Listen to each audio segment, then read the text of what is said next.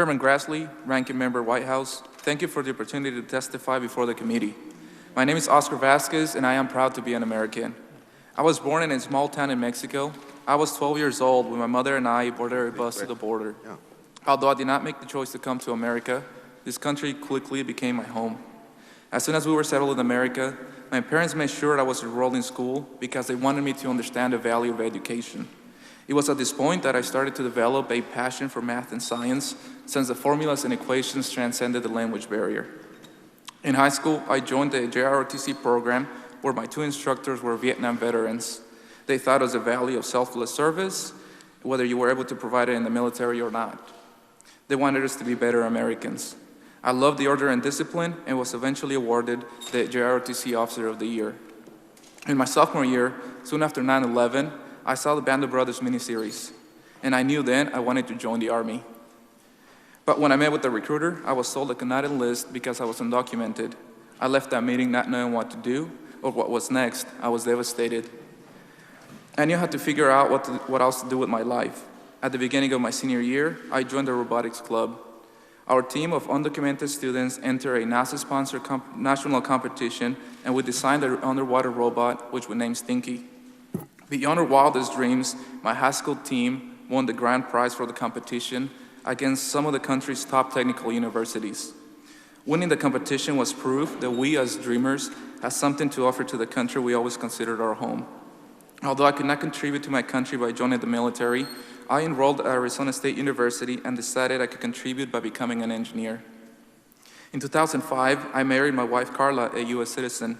She started the process of petitioning for my legal status, but as it is the case with many dreamers, there were enormous legal obstacles and substantial risks. While I was a student at Arizona State, the Arizona legislature passed a law prohibiting undocumented students from receiving in-state financial aid and paying in-state tuition. Even though Arizona had been my home for many years and I was married to a U.S. citizen, I was treated like an outsider. The law tripled my tuition, but through private scholarships and by working construction, I scraped the money together to pay for college and support my family.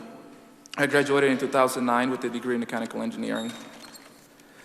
This was 3 years before the Deferred Action for Childhood Arrivals was established. So even though I had a STEM degree and there were jobs available, no one would hire me in this field because I didn't have legal status.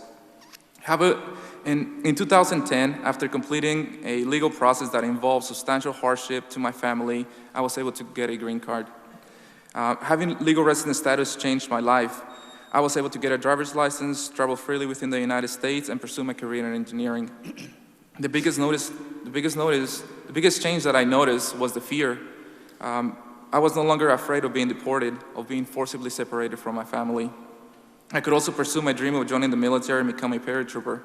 I enlisted in the United States Army and started basic training in February 2011. I wanted to fight for the country that raised me. Saying I love this country wasn't enough. I wanted to let my actions speak for themselves. Shortly before I finished basic training, I became a U.S. citizen. A couple of weeks later, I found myself jumping out of a C-130 flying over Fort Benning, Georgia. And a couple months after that, I was deployed to Afghanistan. I look forward to combat because I wanted to protect the United States. Serving in the Army allowed me to contribute more fully to this country and make it safer. I was following in the footsteps of countless other immigrants who have proudly served the United States. In Afghanistan, I fought side by side with my Army brothers. We wore the same uniform, wore the U.S. flag on the same shoulder. It mattered more that we were willing to die for each other and for our country than where we came from. To this day, I remember how I felt after our first firefight in Afghanistan. I had put my life on the line for my brothers and for my country, and I felt really proud to be an American. I felt then for the first time that no one could again question whether I am an American. It has been a great honor to serve my country. My son Oscar Maximus is 4 years old and in preschool. My daughter Samantha is 8 years old and in 3rd grade. We live outside of Fort Worth, Texas, where I volunteer at 2 different high schools in their respective robotics program. I feel that my family is living the American dream. But I want to continue serving my country, and I will soon join the Army Reserve. I think now about all the doors that were unlocked for me when I gained lawful permanent residence, the ability to get the job of my dreams, provide for my family, and live without fear. I can't imagine what it will be like to have that taken away from me today.